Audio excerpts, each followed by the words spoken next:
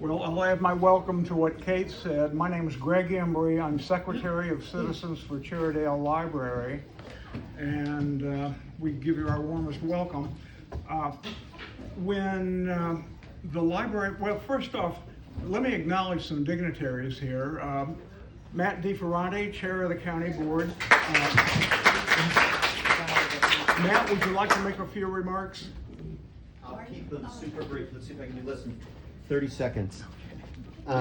Just thank you all for being kind as we work through our budget. We know we've been down this road that the manager proposed a few times. Closing a library in this moment feels wrong. And the stickiness and the connectivity that this library brings to so many neighborhoods is evident. My 6-month-old daughter is now 2. We sat right there with the toddler care one afternoon, and it was a special time with me and my wife, first time that we got to be in a joint space with our little one. So she's now 2.5. Generations have been here. The budgets are tight. I didn't want to be, if you've seen Mr. Holland's opus, that's what it felt like when we got a proposal. No one of us is perfect, and we can't have everything, but very proud that we as a board were able to preserve this library for this moment. We don't know what the future holds, and we do know that we all believe in the Americans with Disabilities Act, but we do know that it was the right thing this time to save and preserve a space that so many kids and so many adults use. Thanks so much.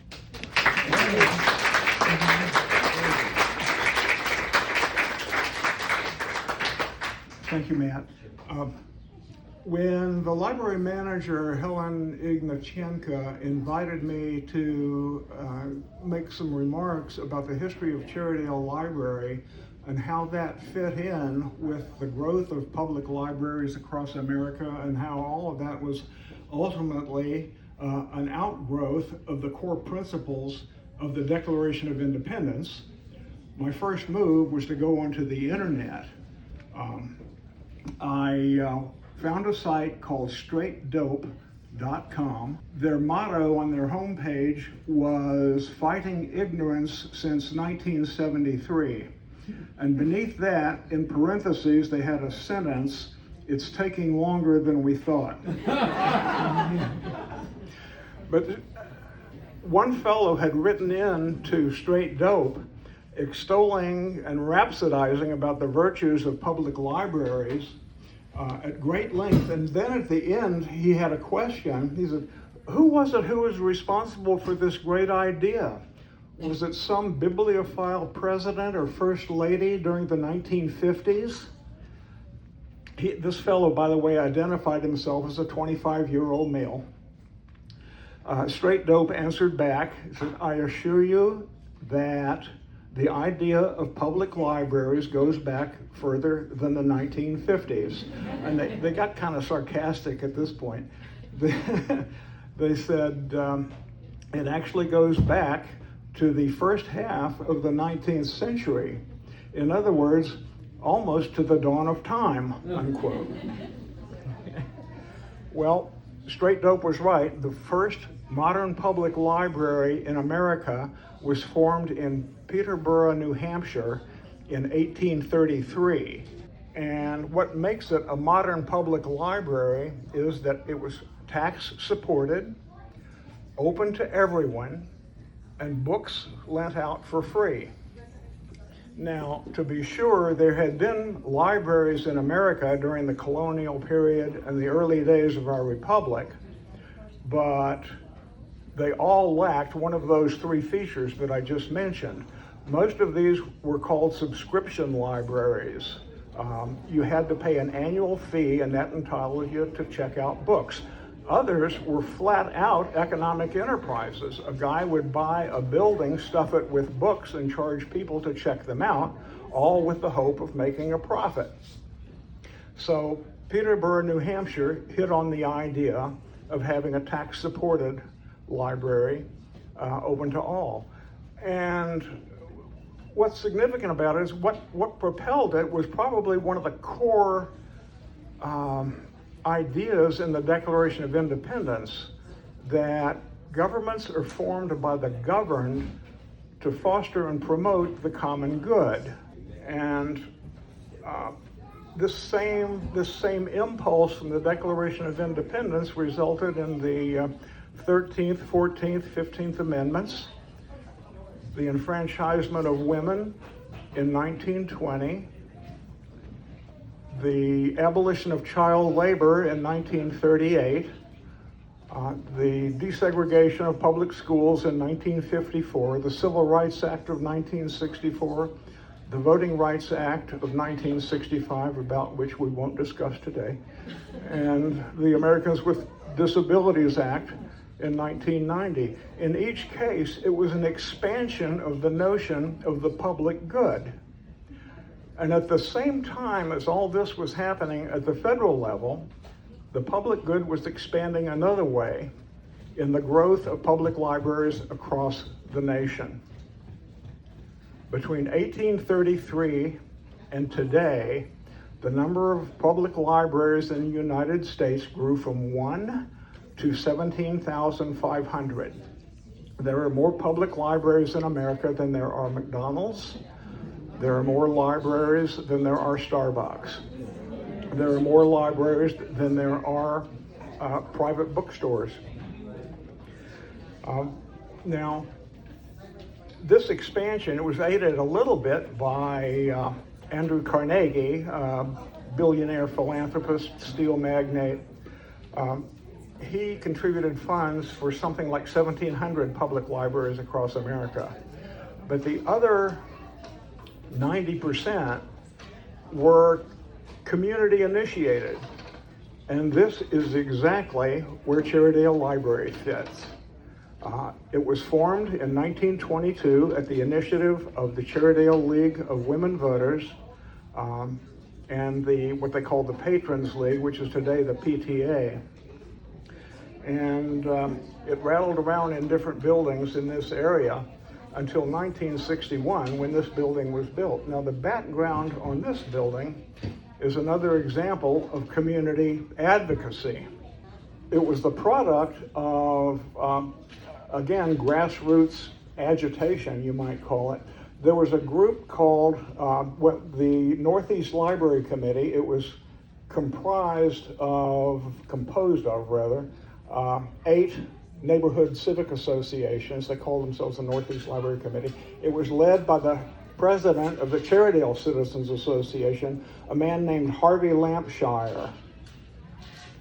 Now, Harvey Lampshire and his group between 1957 and 1961 made over 50 presentations to the county board to have a new library building built for Cherrydale Library.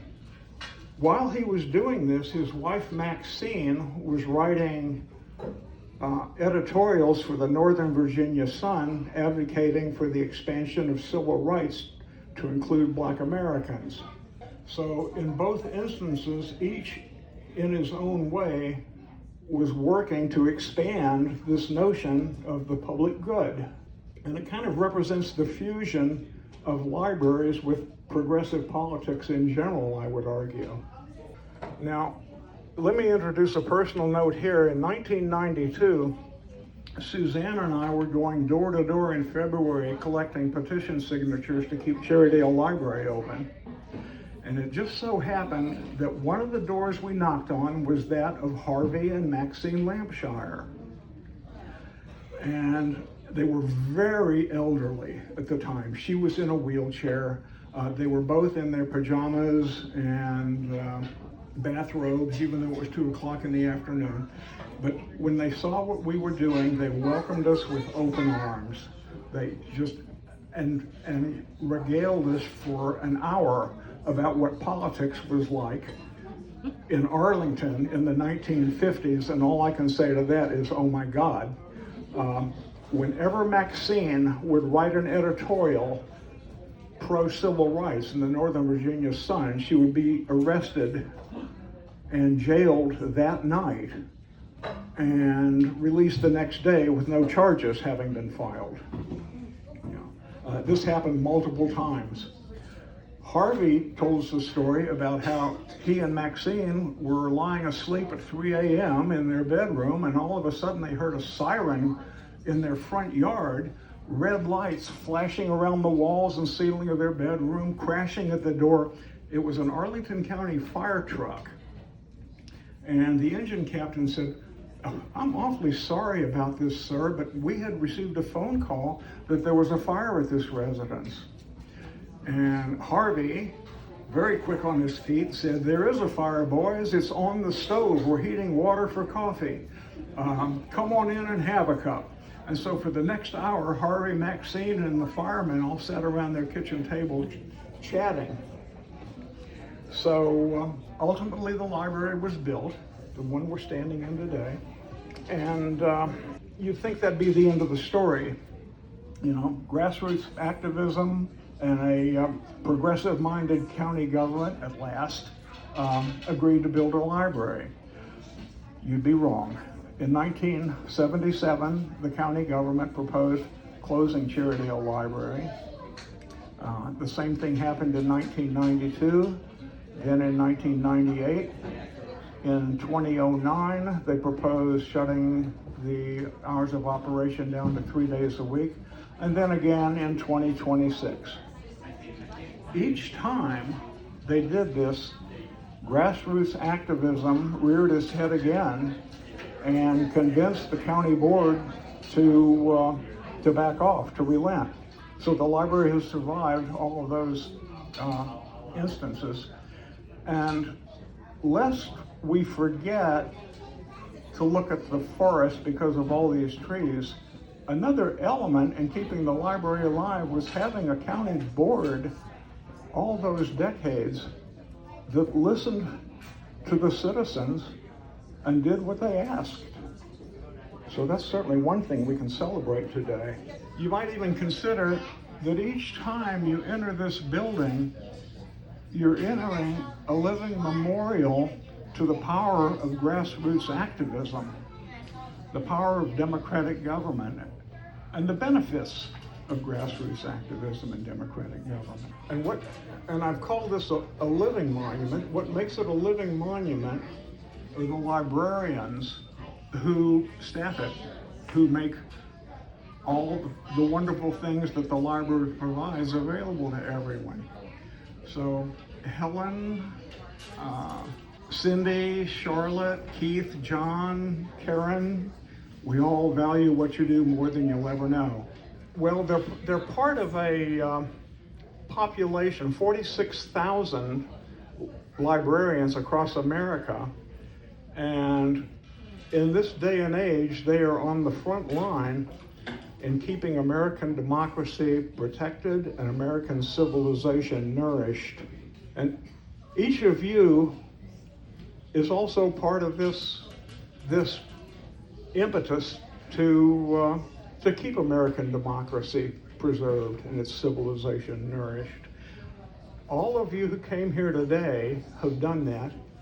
Everyone who signed our petition, our online petition, last February, March, and April to save the library has done that.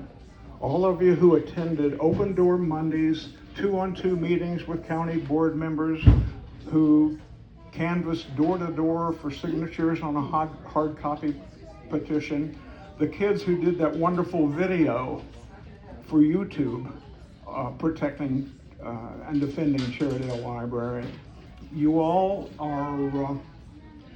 part of this long-standing tradition of grassroots democracy and maintaining and promoting the common good.